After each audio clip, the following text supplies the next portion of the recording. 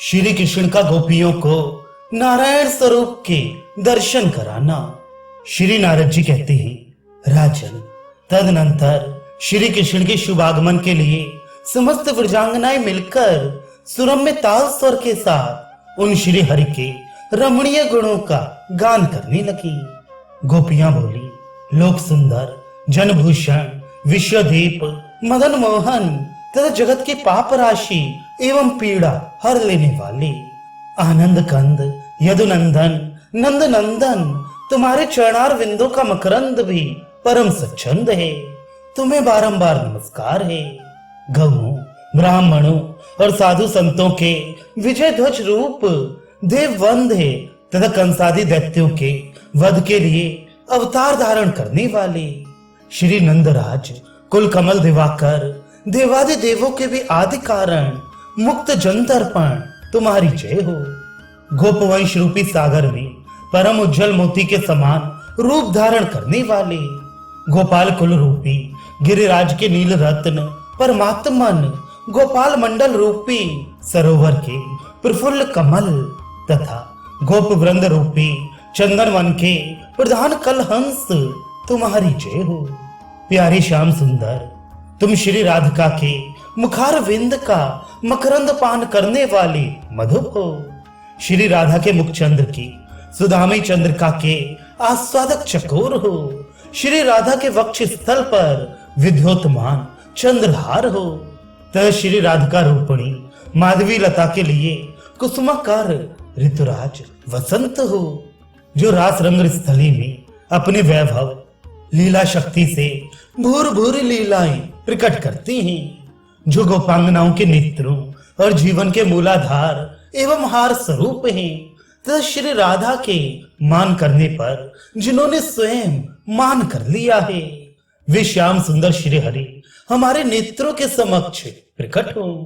जिन्होंने गोपिकाओं के समस्त यूथों को, श्री वृंदावन की भूमि को तथा गिरिराज गोवर्धन को अपनी चरण धूल से अलंकृत किया है, जो संपूर्ण जगत के उद्भव तथा पालन के लिए भूतल पर प्रकट हुए हैं, जिनके कांति अत्यंत श्याम है और भुजाएं नागराज के शरीर के भांति सुशोभित होती हैं। उन नंद नंदन माधव की हम आराधना करते हैं। प्राणनाथ, तुम्हारे बिना वियोग व्यथा से पीड़ित हुए हम सब गोपियों को चंद्रमा सूर्य के किरणों के समान दाहक प्रतीत होता है। ये संपूर्ण वनांत भाग, जो पहले प्रसन्नता का केंद्र था, अब इसमें आने पर ऐसा जान पड़ता है मानो हम लोग 80 पत्र वन में प्रविष्ट हो गई हैं और अत्यंत मंद मंद गति से प्रवाहित होने वाली वायु हमें बाण सी लगती है। हरे राजा सौदास की रानी मदयंती को अपने पति के विरह से जो दुख हुआ था, उससे 1000 गुना दुख नल की महारानी दमयंती को पति वियोग के कारण प्राप्त हुआ था। उनसे भी कोटि गुना अधिक दुख पति विरहिणी जनक नंदिनी सीता को हुआ था, और उनसे भी अनंत गुना अधिक दुख आज हम सबको हो रहा है। श्री नारद जी कहते हैं, राजन, इस प्रकार रोती हुई गोपांगनाओं के बीच में कमल नयन श्री कृष्ण सहसा प्रकट हो गए, मानो अपना अभीष्ट मनोरथ स्वयं आकर मिल गया हो।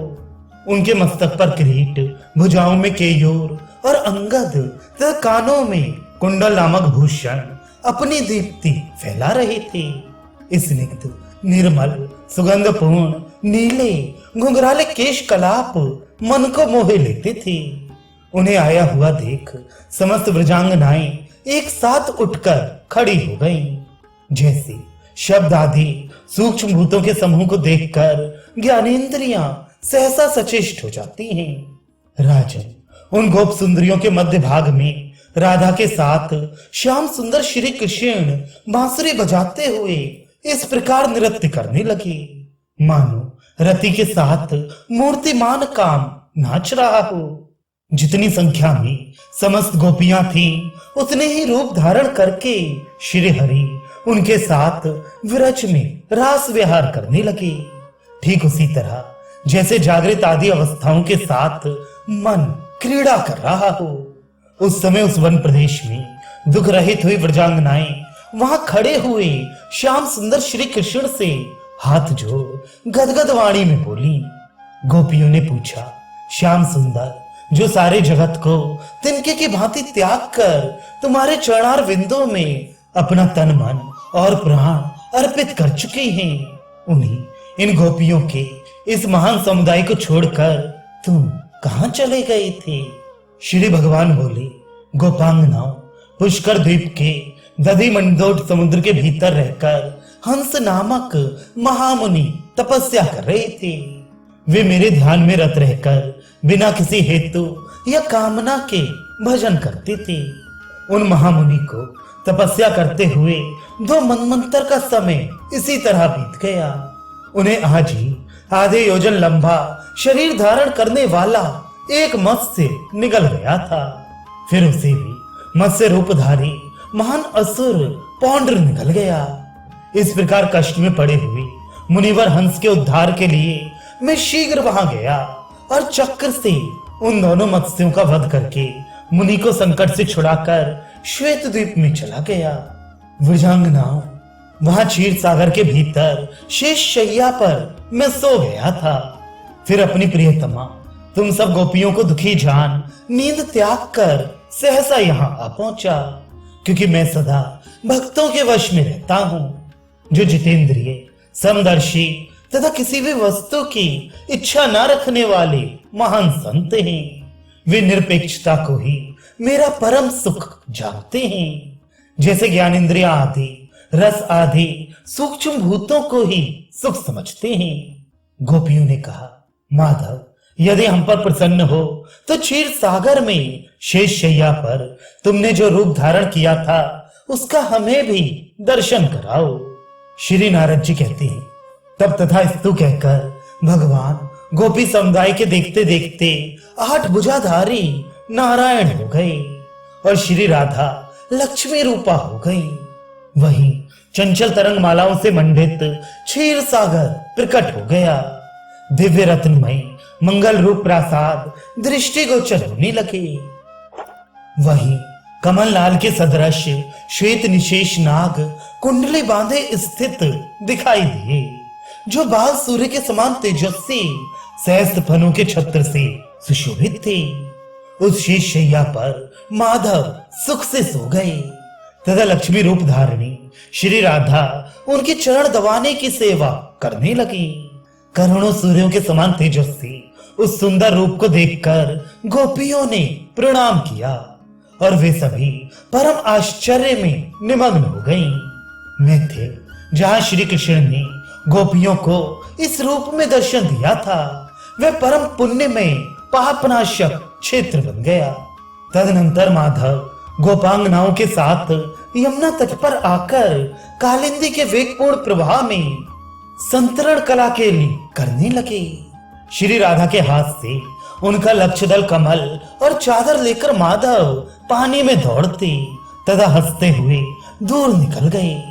तब श्री राधा भी उनके चमकीले पीतांबर, वंशी और बेंत लेकर हंसते हुई यमुना जल में चली गई। अब महात्मा श्री कृष्ण उन्हें मांगते हुए बोले, राधे, मेरी बांसुरी दे दो। श्री राधा कहने लगी, माधव, मेरा कमल और वस्त्र लौटा दो। श्री कृष्ण ने श्री राधा को कमल और वस्त्र दे दिए। तब श्री राधा ने भी महात्मा श्री कृष्ण को वंशी, पीतांबर और बेंत लौटा दिए। तदनंतर श्री कृष्ण आजानुलंबनी अर्थात घुटनों तक लटकती हुई वैजंती माला धारण किए मधुर गीत गाते हुए भांडेर वन में गए। वहां चतुर चूड़ामणि श्याम सुंदर ने प्रिया का श्रृंगार किया। भाल तथा कपोलों पर पत्र रचना की, पैरों में महावर लगाया, फूलों की माला धारण कराई, वेणी को भी फूलों से सजाया, ललाट में कुमकुम की बेधी तथा नेत्रों में काजल लगाया। इसी प्रकार कीर्ति नंदिनी श्री राधा ने भी उस श्रृंगार स्थल में चंदन, अगरू, कस्तूरी और केसर आदि से श्री हरि के मुख पर मनोहर पत्र रचना की।